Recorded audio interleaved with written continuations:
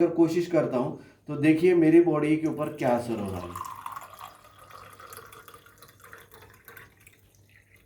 चलो इससे ज़्यादा मैं इसमें लोड नहीं कर पाऊंगा। और ये जो पानी जो एंटीऑक्सीडेंट है, बराबर, ये पानी को अगर मैं ये इससे 50% ज़्यादा केमिकल्स हमने इसमें डाले हुए थे, इसको अगर मैं देखता हूँ तो देखिए क्या असर होता है।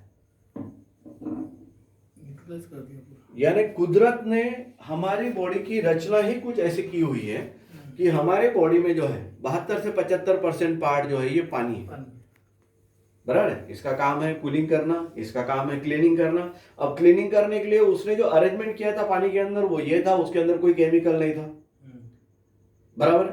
लेकिन अनफॉर्चुनेटली हमारे जो कर्म है हमें इस दिशा में लेके गए, इसमें कई गुना ज्यादा जो है वो एसिड्स हमने ऐड करना चालू कर दिया पानी के अंदर।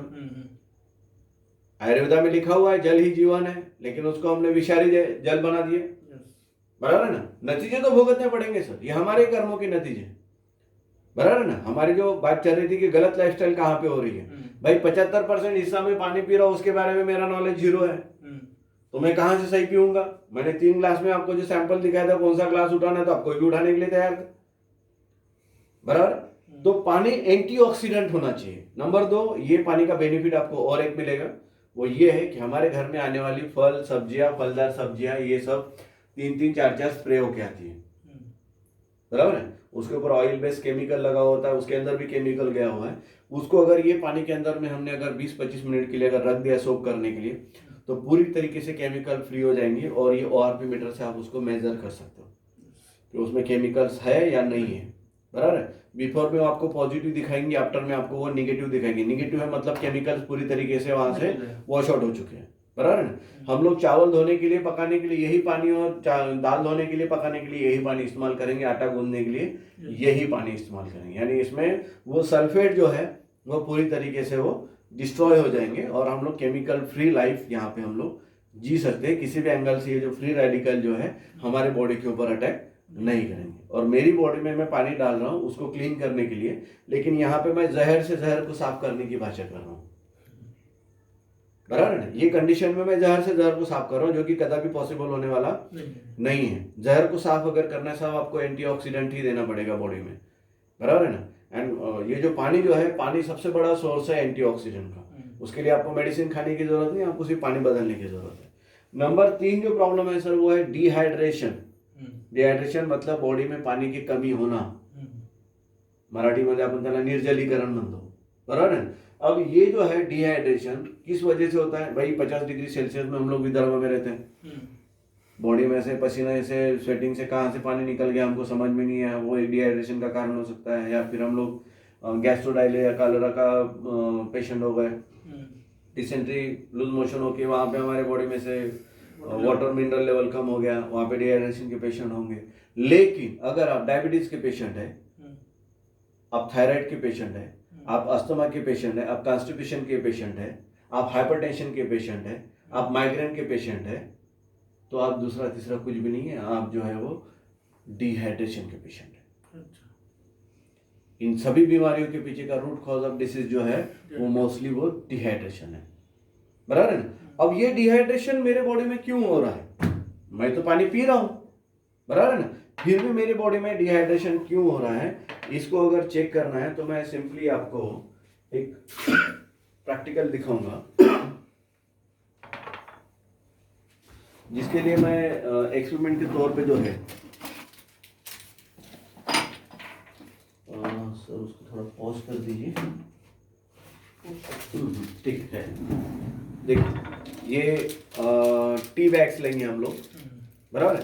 ये टी बैग्स इसलिए कि ये एक फिल्टर पेपर है, इसके अंदर चाय रखी हुई है। अब ये फिल्टर पेपर का जो गेज है सर, ये जो जालीनुमा पेपर है ना, इसकी जो छेद है वो छेद की जो जाली है वो 0.005 माइक्रोन्स, बराबर। ये इतने सूक्ष्म लेवल का जो है वो पेपर हमारे हाथ में है, लेकिन हमारी जो किडनी है उसके जो नेफ्रॉन्स है वो उसका जो गेज है 0.001 माइक्रोन्स, मतलब अकॉर्डिंग टू दिस ये 50 टाइम्स जो है वो ज्यादा पतला है किडनी नेफ्रॉन्स या हमारा हीमोग्लोबिन, रेड ब्लड सेल्स, इसका जो गेज है वो 0.0001 है, बराबर है। अभी हम लोग एक देखेंगे कि इतना पतला तो गेज हमको मिलेगा नहीं फिल्टर पेपर का, लेकिन इससे 50 गुना पेपर हमारे पास में है।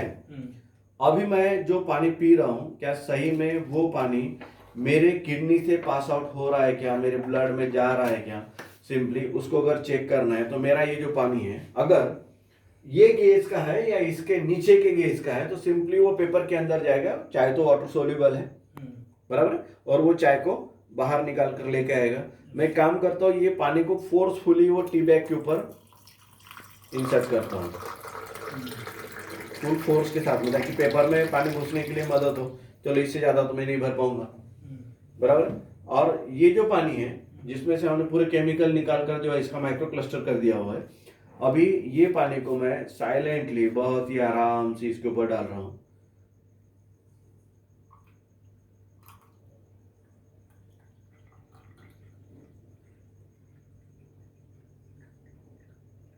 जितना कि हम लोग नॉर्मली बॉडी में पानी डालते हैं।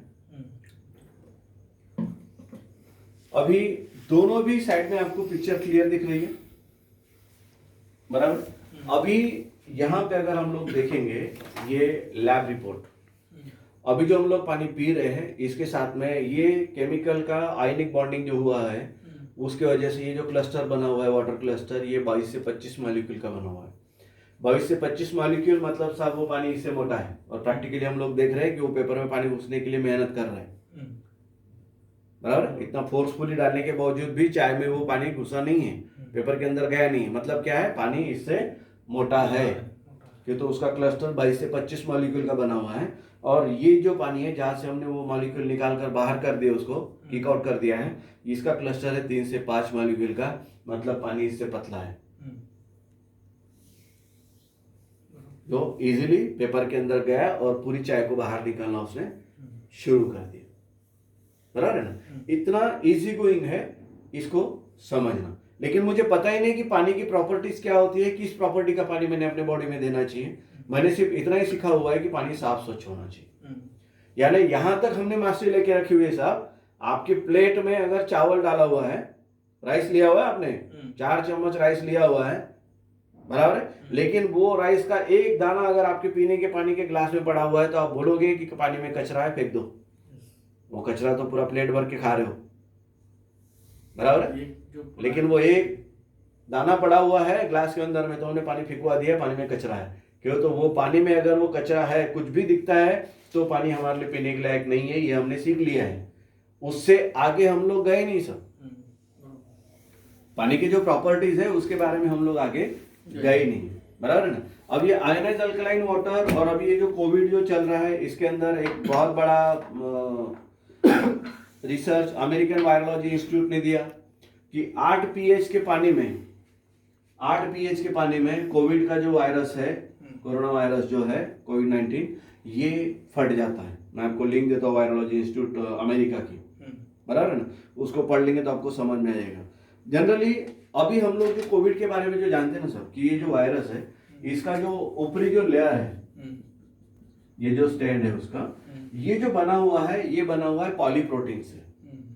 पॉलीप्रोटीन मतलब मल्टीपल चेन ऑफ प्रोटीन, और वो दूसरा आइटम सेम पॉलीप्रोटीन है हमारे खाने के तेल में। जो खाने के तेल में जो चिपचिपा जो पदार्थ होता है वो होता है प्रोटीन, और वो एक टाइप का प्रोटीन नहीं है, मल्टीपल चेन ऑफ प्रोटीन है वहां पे बराबर।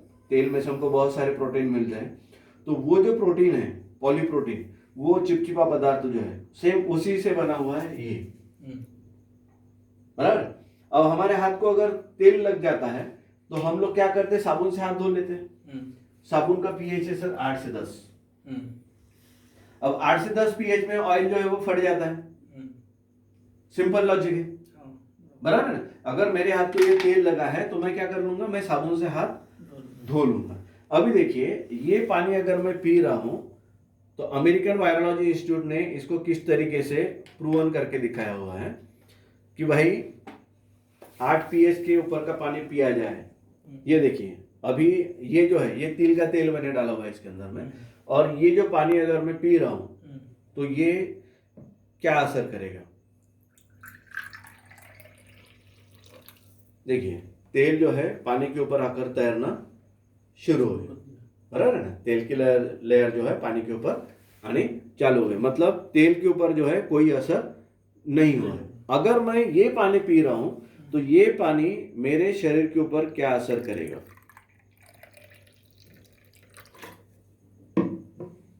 यहां पे तेल जो है पूरी तरीके से डिस्ट्रॉय हो चुका है पानी के साथ, बराबर है ना। और अमेरिकन वायरोलॉजी इंस्टीट्यूट ने यही दिखाया है कि अगर आप 8 pH का पानी पी रहे हो तो शुरू में 3 से 4 दिन ये आपके गले में है, 3 से 4 दिन आपके गले में, यहाँ पे इन्फेक्शन फैलेगा उसका, फिर पूरे बॉडी में जो है वो फैलेगा, यहीं से बाहर भी फैलेगा, यहाँ से अंदर ही फैलेगा, बराबर है ना। लेकिन अगर दिन में अगर ये पानी पीना चालू करते हैं हम लोग, ये पानी को अगर पी रहे हैं तो दिन में कम से कम 15 से 20 बार पानी पियेंगे हम लोग, बराबर। अगर गलती से आपके थ्रोट में आ गया, गले में आ गया ये, क्योंकि गले में रहेगा पहले कुछ दिन, अब ये गले में रहेगा तो क्या होगा, जैसे ही पानी पिया आपने ये फट गया, साबुन की तरह हो गया वो।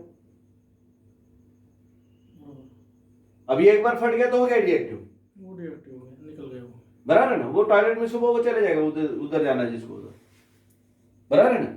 ये सबसे पहले मैं ये पानी के बारे में जब बताता था लोगों को तो यही था कि भाई हार्ट के ब्लॉकेजेस, ओबेसिटी, कोलेस्ट्रॉल, ट्राइग्लिसराइड वगैरह, इसको किस तरीके से रिमूव करना है, पानी कैसे सपोर्ट करता है, बराबर है ना।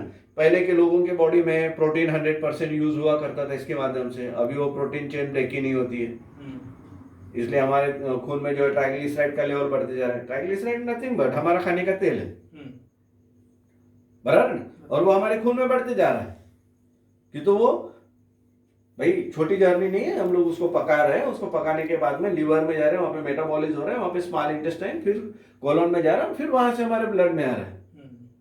तो जैसे कि वैसे आ रहा है मतलब क्या है, हम लोग को इंजेक्शन थोड़ी ना डाल रहे उसको, बराबर है ना। लेकिन अभी जो है ये फैट डेवलप कर रहा है, हमारा ये जो पहले का जनरेशन है इनके बॉडी में मसल जनरेट होते थे, क्यों, तो ये प्रोटीन जो है वो मसल जनरेट करने का काम है, अभी वो प्रोटीन ब्रेक ही नहीं हो रहा है, वो मेरे बॉडी में फैट कन्वर्ट कर रहा है, बराबर है। तो सो मेनी बेनिफिट्स है जिसको हम लोग और समझ सकते हैं, लेकिन वीडियो बहुत लंबा होते जाएगा आपका। वीडियो ब्रेक हो गया, इनके अच्छा। हाथ में दिया था ना, हाँ, अब वो शायद 25 मिनट का हो गया, ये 12 मिनट अभी कंटिन्यू चालू है। Okay okay okay, no problem. तो जैसे अभी वो चीज को भी देखा आपने, तो और एक मैं बेनिफिट दिखाऊंगा आपको, अभी ये मैं ग्लास खाली कर लूंगा। और जैसे हम लोग सभी लोग जो है अभी घर घर में जो है एक बेस्ट इम्यूनिटी के लिए हम लोग कुरकुमिन का इस्तेमाल कर रहे हैं, हल्दी का इस्तेमाल कर रहे हैं, बराबर है ना। अगर मैं ये हल्दी जो है, हल्दी के अंदर में सबसे बढ़िया एंटीऑक्सीडेंट मटेरियल अगर कुछ है तो वो है साहब कुरकुमिन, बराबर है। मैं दोनों भी ग्लास में जो है, मान लीजिए ये एक ग्लास जो है